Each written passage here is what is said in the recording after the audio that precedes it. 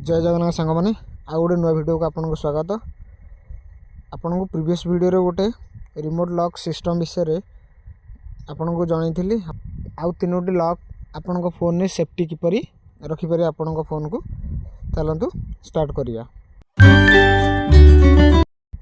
प्रथमे setting box को on करेंगे, तापर आपन गूगल पर टच करेंगे। देख गूगल आसीगला, तापर आपन कौन करेंगे ये जो ऑल सर्विस देछि से ऑल सर्विस ऊपर क्लिक करेंगे। क्लिक कला परे आपन तळु तळु को स्कोर करेंगे। स्कोर कला परे एटी देखंतु लिखा अछि थेफ्ट प्रोटेक्शन, आपन तार ऊपर क्लिक करेंगे। थेफ्ट प्रोटेक्शन ऊपर क्लिक करेंगे। देखंतु एटी देछि रिमोट लॉक। रिमोट लॉक विषय रे मो प्रीवियस वीडियो रे आपन को जणै देछि ए रिमोट लॉक टी आपन को किपरि काम करिथाय।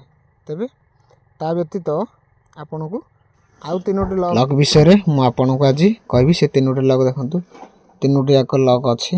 गोटला थेफ्ट प्रोटेक्शन लॉक, तापर देखंतु ऑफलाइन डिवाइस लॉक एवं थर्ड रहला सिम लॉक। देखंतु ए जो तीनोटी लॉक तार मु ओडिया ट्रांसलेट कर दोछि, आपन बुझी जियो तार। देखंतु प्रथम लॉक टी हला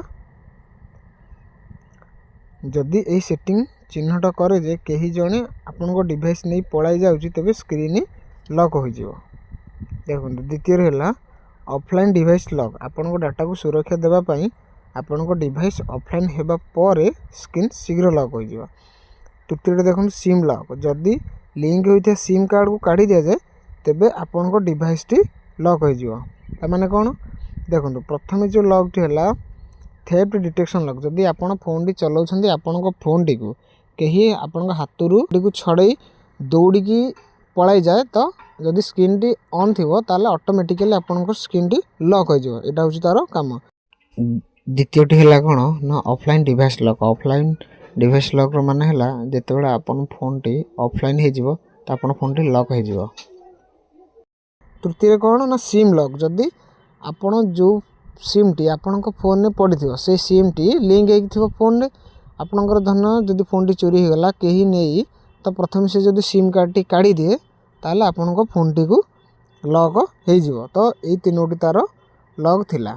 तो ए तीनोटी आपन जदि ऑन कर दोछंती तो आपन को फोन टी चोरी हेबा पर मध्ये सेव रहइबो। जदि वीडियो टी आपन को भल लागि छि तबे लाइक शेयर आ कमेंट करिवे। पुनी देखबा आ गोटे नुवा वीडियो रे रहउछि। जय जय।